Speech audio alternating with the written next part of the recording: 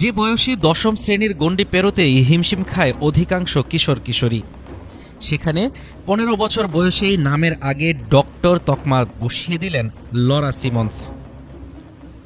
বেলজিয়ামের এই বিস্ময় বালক কোয়ান্টাম পদার্থবিজ্ঞানে পিএইচডি সম্পন্ন করে তাক লাগিয়ে দিয়েছেন গোটা বিশ্বকে। তাকে ডাকা হচ্ছে আধুনিক বিশ্বের লিটল আইনস্টাইন নামে।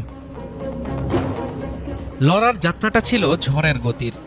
মাত্র ৪ বছর বয়সে প্রাথমিক বিদ্যালয়ে হাতে খড়ি, আর ৬ বছর হতে না হতেই সেই পাঠ শেষ। ১২ বছর বয়সে মাস্টার্স ডিগ্রি অর্জনের সময় তার গবেষণার বিষয় ছিল বোসন কণা আর ব্ল্যাক হোল।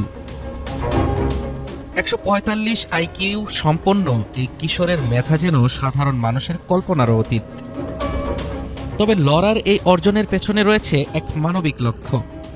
১১ বছর বয়সে দাদা দাদিকে হারানোর শোক তাকে অনুপ্রাণিত করেছে অমরত্ব নিয়ে কাজ করতে। পিএইচডির পর তার পরবর্তী লক্ষ্য চিকিৎসা বিজ্ঞান। মানুষের আয়ু বাড়ানোর যান্ত্রিক উপায় খুঁজে বের করতে চান এই ক্ষুদে বিজ্ঞানী। ইতিহাস ঘাটলে দেখা যায় ১৮১৪ সালে কার্ল ভিট্টা ১৩ বছরে পিএইচডি করে রেকর্ড করেছিলেন। সে তালিকায় এখন উজ্জ্বল নক্ষত্র হিসেবে যোগ হল লরার নাম।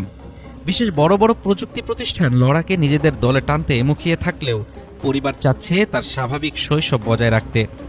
মেধা আর সংকল্পের মিশেলে লরা সিমন্স কি পারবে চিকিৎসা বিজ্ঞানে নতুন কোনো বিপ্লব আনতে?